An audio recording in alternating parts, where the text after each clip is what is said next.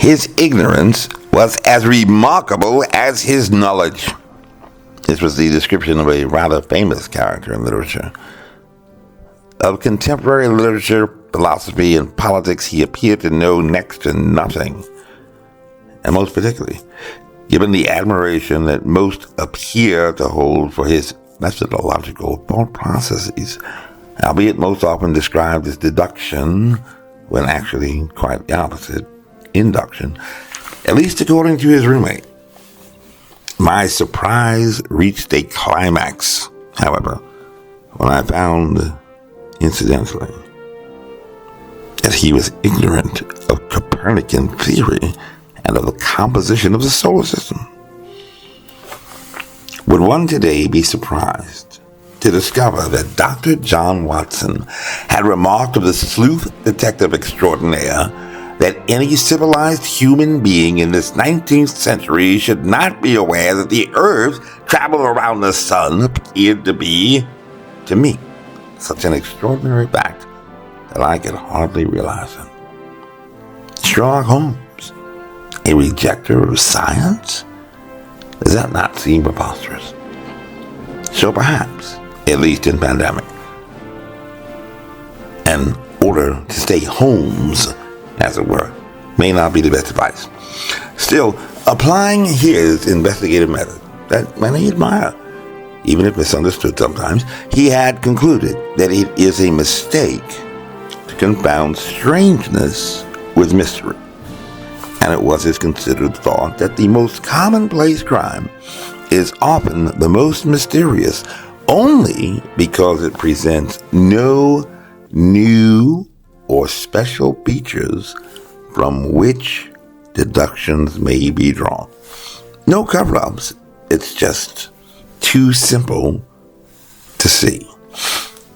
Can the methods of Sir Arthur Conan Doyle's famous detective be applied to a modern problem in which a failure to comprehensively investigate the zoonotic origin through collaborative and carefully coordinated studies would leave the world vulnerable to future pandemics arising from the very same human activities that have repeatedly put us on a collision course with novel viruses? Years after the start of the global pandemic, there has yet to be a comprehensive forensic investigation into its origins. On a per capita basis, we've done worse than virtually all other countries, such that there's no reason that a rich country like ours has to have now 1.2 million deaths, indicative that something clearly went wrong. There are enough fatalities in Virginia alone to replace every live resident of Staunton, Virginia. Indicative that something clearly went wrong, even if some still don't know exactly what it was, or say they don't.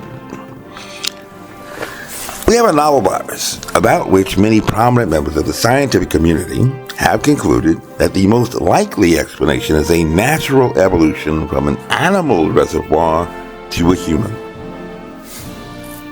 However, according to a recent congressional report, the weight of the evidence increasingly supports the lab leak hypothesis. Natural spillover, lab leak. Natural spillover, lab leak. Democrats appear to favor one view, and Republicans tend to favor the other. But most would agree that science should never be political. And, at least according to the world's most famous sleuth in literature, it should all be elementary, dear Watson, because it is a mistake to confound strangeness with mystery. And the most commonplace crime is often the most mysterious only because it presents no new or special features from which deductions may be drawn. Actually, inductions. He even says it incorrectly, throwing you off.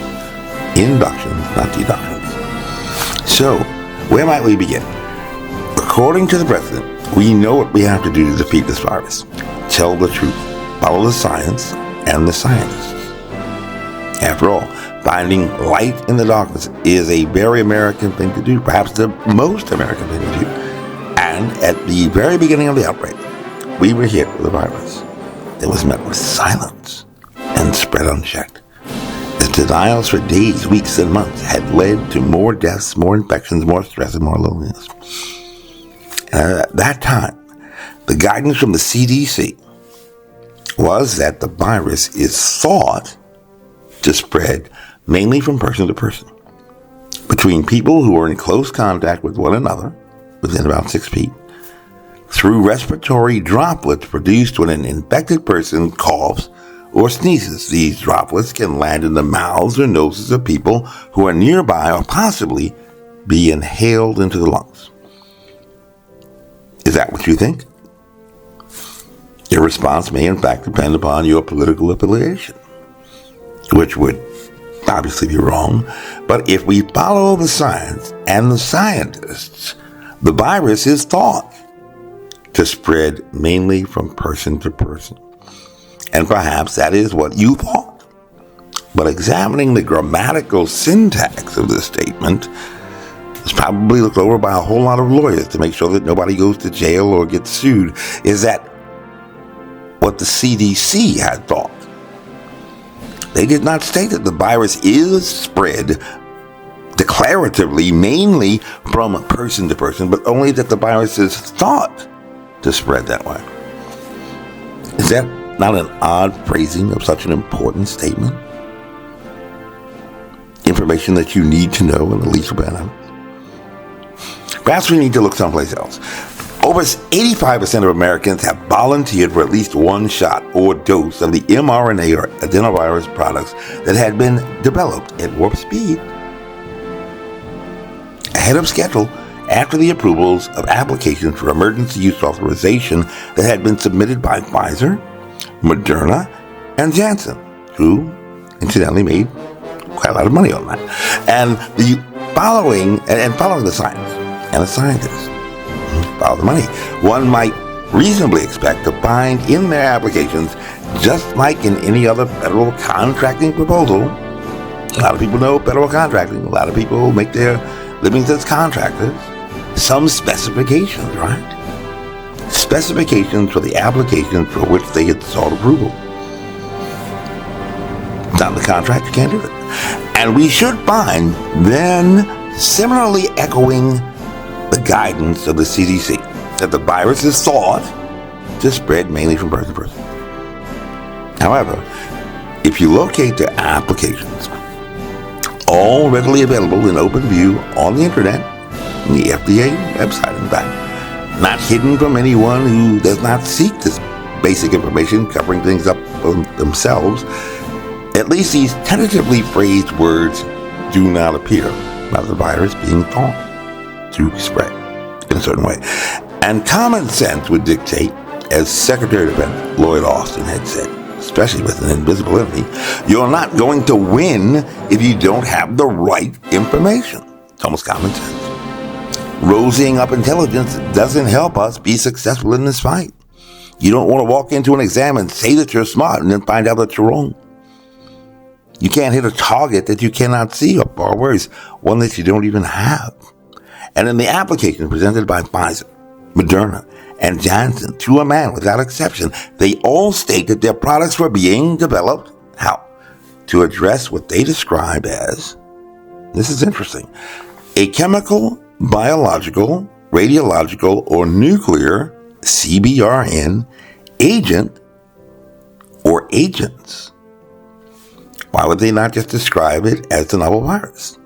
Why wouldn't they describe it as a coronavirus, SARS-CoV-2? Consistently in every application, however, independent events, following the same pattern, like playing roulette at a casino, betting on 00 every time and hitting the 35-1 payout in jackpot 3 times in a row.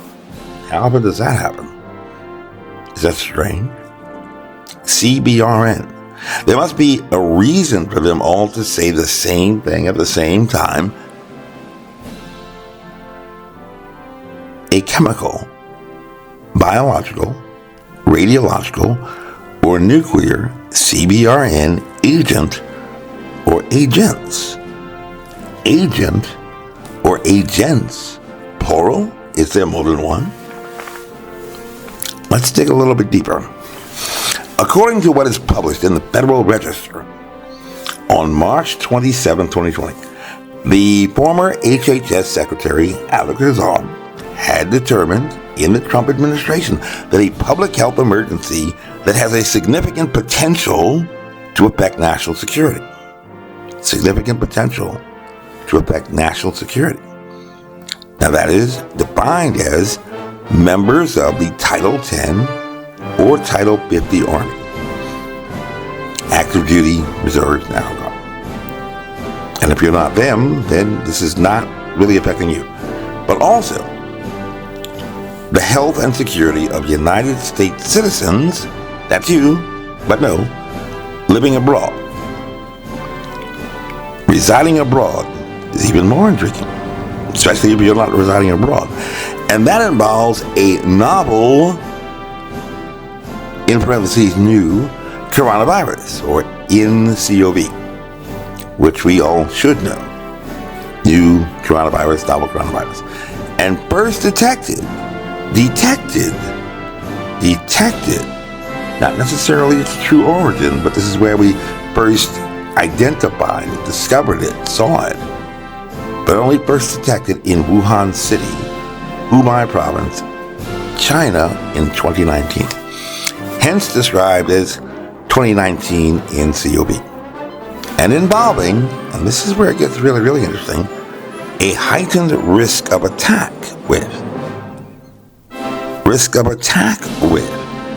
a chemical, biological, radiological, or nuclear CBRN agent or agents, just like the words in the applications for emergency use presented by Pfizer, Moderna, and Janssen, but appearing in the Emergency Use Authorization, EUA declaration, published in the Federal Register. They basically just lifted this very, very same language and they put it in their contract, forming their specifications. And if it's not in the contract, you can't do it. They also describe it as countermeasures, not vaccines. That's another story. On April 9th, however, 2020, April 9th, 2020, at the weekly COVID-19 update, used to watch it on Facebook, the Virginia governor, medical doctor Ralph Northam had stated, the point I would make, Dr. Oliver can follow me, is that this virus is highly contagious. You see a difference? Are they talking about the same thing? According to 85 Federal Register 63-182501, published on April 1st, 2020, a little more than a week before, the HHS Secretary was said to have determined, just as Pfizer, Moderna, and Janssen had when they went out to rapidly develop these vaccines, first approved by the FDA in August of 2021, that the problem that they had contracted to address, deliver their product, was for national security. Citizens residing abroad. A significant threat involving a heightened risk of attack with a chemical, biological, radiological, or nuclear CBRN agent or agents. So now, do we believe what Dr. Northam had told us in the COVID-19 update, or what the HHS Secretary and the developers of the products that 85% of Americans took had said? Now that is a clear no. And yet that never came up, even as a question at the press conference. Why not? Is it not a duty of inquiry within the field of science to be accepted as a paradigm? A theory must seem better than its competitors, but it need not, and in fact never does, explain all of the facts with which it can be confronted. And one thing that keeps scientists busy in normal science, not evolving science, is working on resolving anomalies, at least according to Dr. Thomas Kuhn. a former professor of philosophy of science at Harvard University, a school that not many people can get into, less than 5%, who try, succeed. Only 1 out of 96 students in Arlington able to get into Harvard University in the class of 2022. And at least according to the manpower equivalent of 2 military maneuver brigades that went into China February 2020, that was about your chance of actually catching this novel coronavirus. Less than 5%. A finding that was validated in the largest sample size trace contact study on the first variant, formed in India in 2 cities. Less than 5%. Would you take a vaccine to avoid getting into Harvard? Would you really need one? Hence, at least according to Dr. Kuhn, a Harvard professor, if one unified theory creates a master key resolving all anomalies, it must, of logical necessity, be the correct one. Ceteris paribus. All things being equal. Answers most of the questions? Must be right. So, how do we now, forget about everything else, resolve this anomaly? A highly contagious disease, as Dr. Northam had described, or the significant threat involving a heightened risk of attack?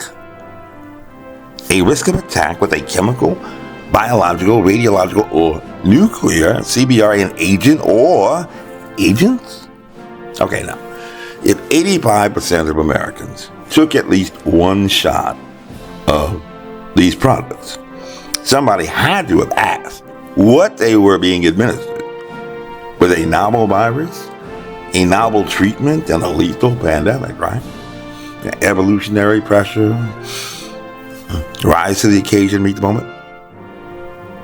Or does that depend on whether you are a Democrat or Republican, making a decision about not just your bodily autonomy, but your very personal safety and life, your existential being?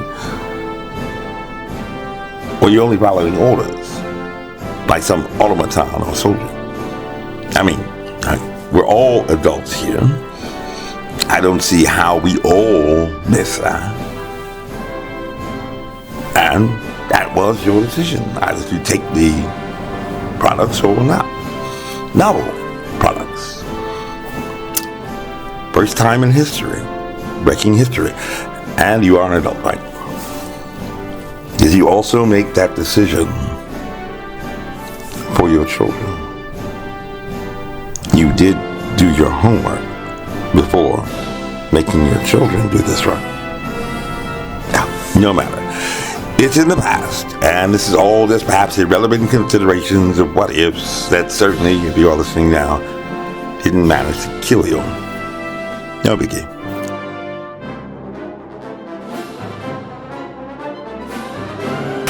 This message was approved by Major Mike Webb. Honest.